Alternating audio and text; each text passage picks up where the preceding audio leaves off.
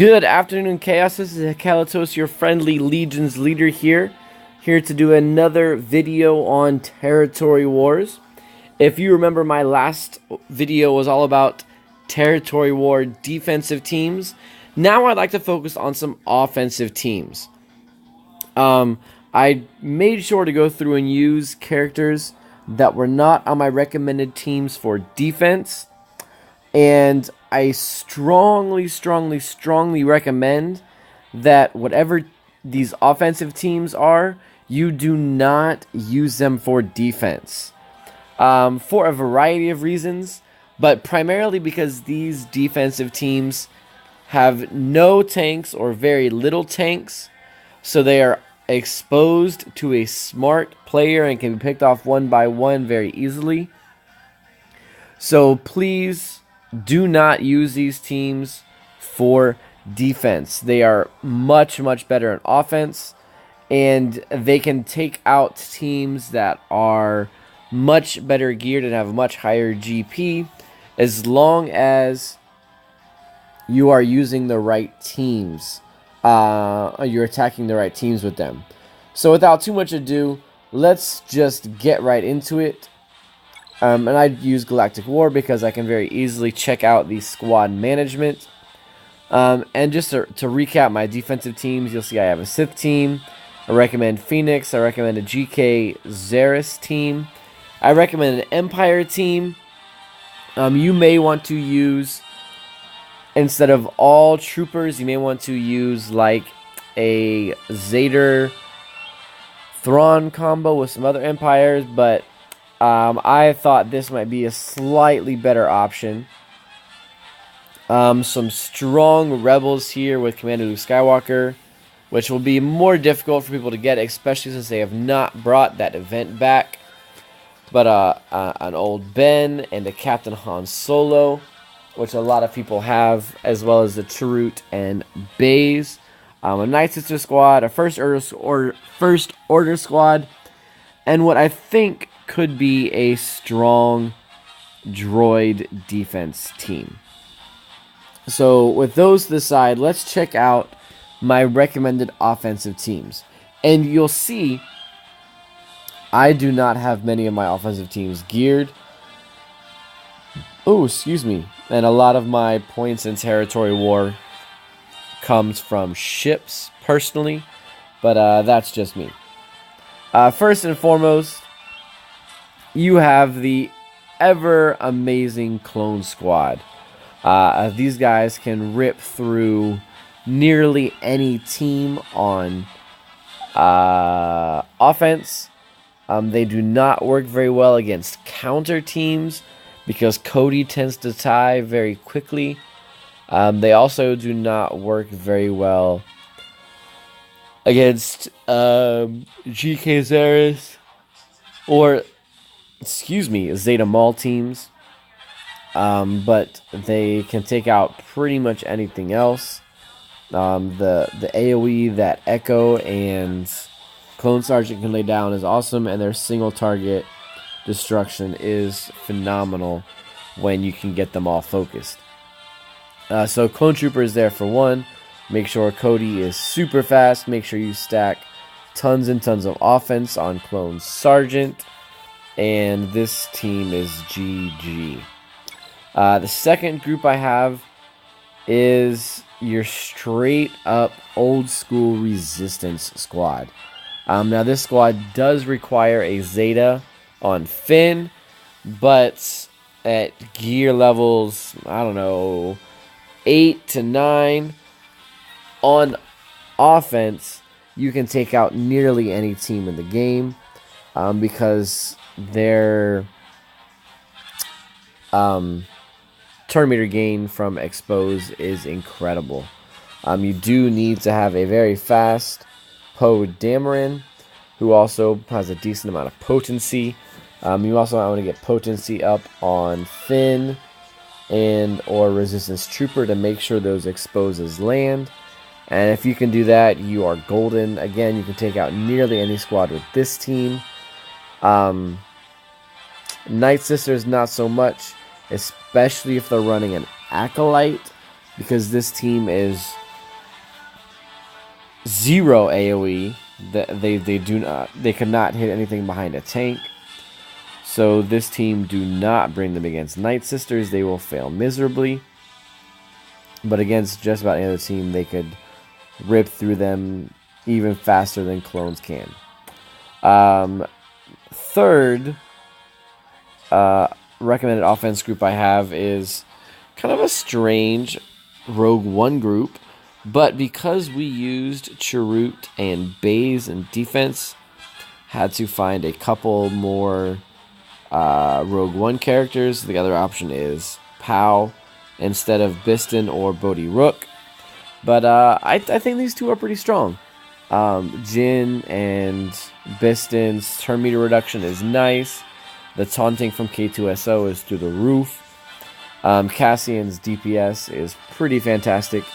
And Bodhi Rook does add another turn meter manipulation to this, as well as having some anti-stealth and anti-empire abilities.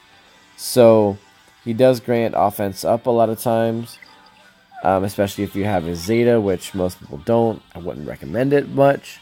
And he does provide a lot of turn meter. He's a lot like the Colonel Stark for Rebels, but he just hasn't received much love because the other Rogue One characters are so much stronger. However, he could be useful, especially if you don't have a Baze and Chirrut available. So that's a decent Rogue One Territory War offense squad. The next Territorial offense that I have here is a pretty kind of thrown together Empire squad. This one is built to really destroy Phoenix, because Emperor Palpatine's leader gives you a whole bunch of potency and health, and turn meter gain when you inflict debuffs. The idea behind these guys is you get TIE Fighter Pilot with his buff immunity from his AoE, and he also gets Tenacity Down, which would be nice. Stormtrooper on his basic can expose, which is nice. He also has that taunt, which this group may need it because it's a lot of very, very squishy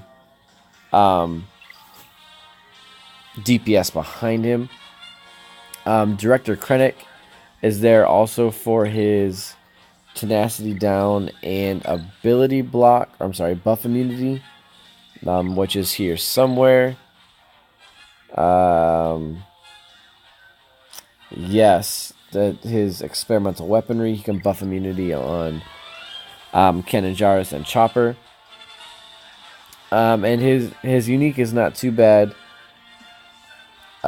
Obviously, he's nice with a Death Trooper.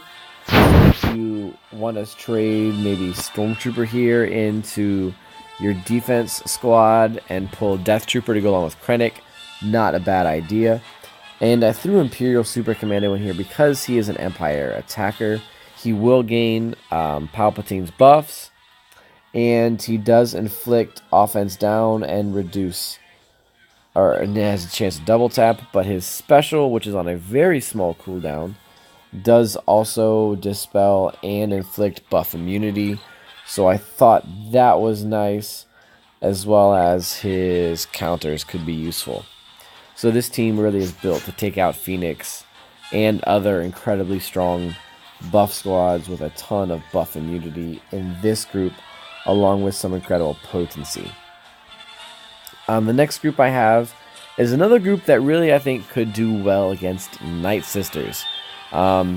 This is a Lando lead with Rebel Leia Organa, Rebel Officer Leia, Wiggs, and Stormtrooper Han. They don't need to survive long. They just need to nuke the crap out of the team they're facing, which is what Lando's leader ability is great for. Just pump up a lot of the crit chance and crit damage on everybody, and you will be raining death on every team that you come up against. So provided they're not a big countering team. And then if you need just that extra punch, whoops, Wedge or Biggs special, calling Wedge to assist, and either Rebel Officer Leia or Lando Calrissian could be quite useful. This one doesn't necessarily need any Zetas, but her Zeta could be useful, but I wouldn't really spend too much on it. I would just get her up to a solid amount of critical chance and crit damage and call it a day. So that's another Rebel group. And for those of you who have the desire, Sinisteroi and a couple others say Ewoks are phenomenal on offense. Their turn meter gain is pretty nice. They call tons of assists. So they're probably another great one to throw in on offense. So might as well, I don't know if I have Paploo, but I hear he's pretty terrible. Maybe you want to use Tebow or somebody else instead. I don't know. That's totally up to you. Maybe you want to use Ewok Scout, who supposedly has good damage. But Ewoks, not a bad offensive team. And some people are gearing them for the Endor escalation events. If you are, great, use them on offense. If not, not a big deal. Just another random team that I kind of threw out there and put together to give those who want to try something different something to work on. What was that, number 6? Yeah, number 7. My 7th group is an all Jedi group here. Qui-Gon Jinn with a Zeta leader. Jedi Knight Anakin, Ahsoka Tano, Grandmaster Yoda, and Luminara Unduli. Now I know Luminara has fallen out of favor a lot. However, I threw in here for 2 reasons. 1, I used a lot of Jedi on defense. But 2, she is an attacker with a nice party heal. If you don't use Luminara, you maybe want to use Fulcrum Ahsoka Tano. Could be useful. Maybe Mace Windu. Or even, you could throw in Kit Fisto here to make sure that Anakin's buff immunity and heal immunity lands. Totally up to you.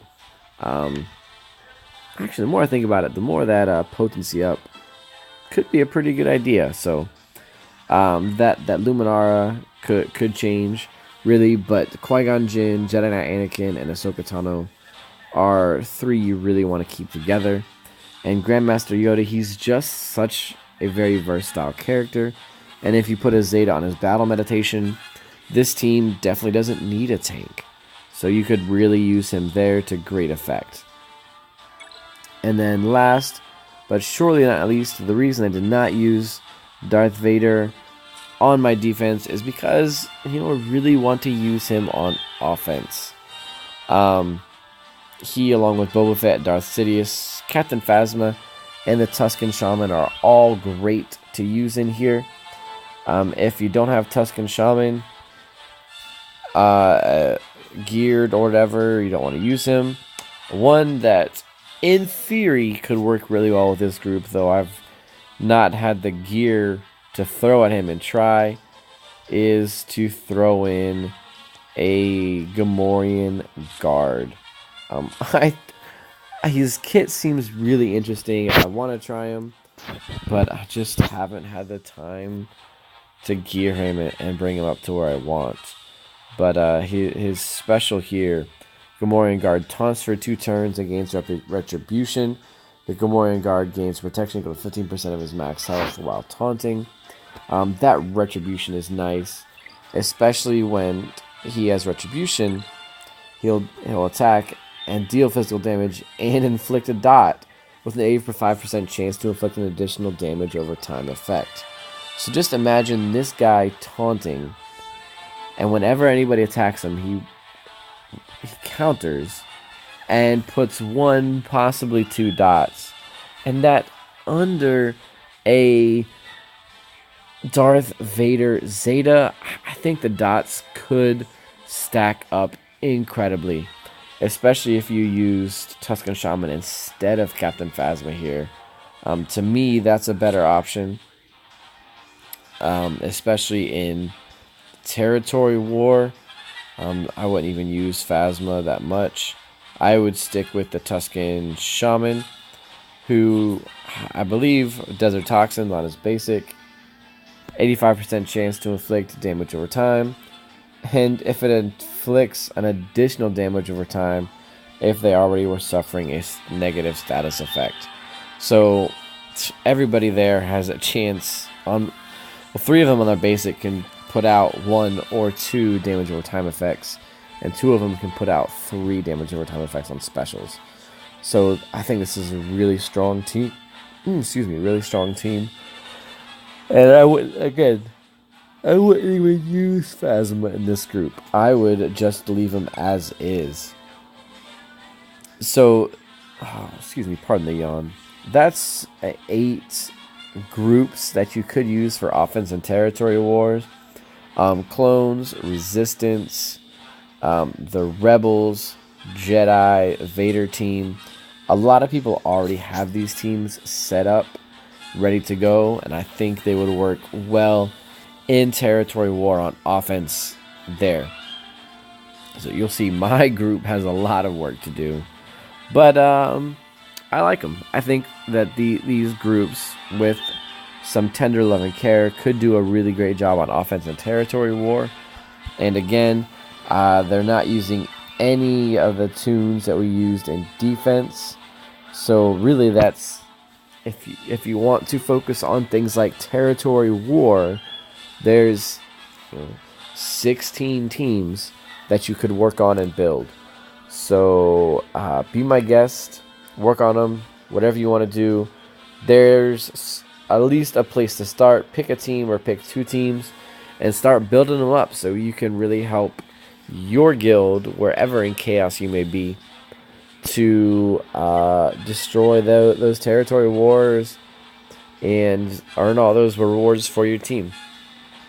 That's it for this one. Hopefully you guys have at least a few of these teams to unlock, and again, they don't need to be 7 stars, they just need to be useful and geared.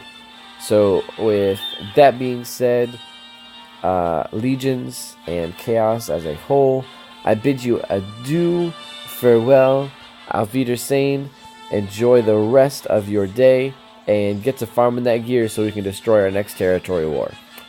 Kalatos out.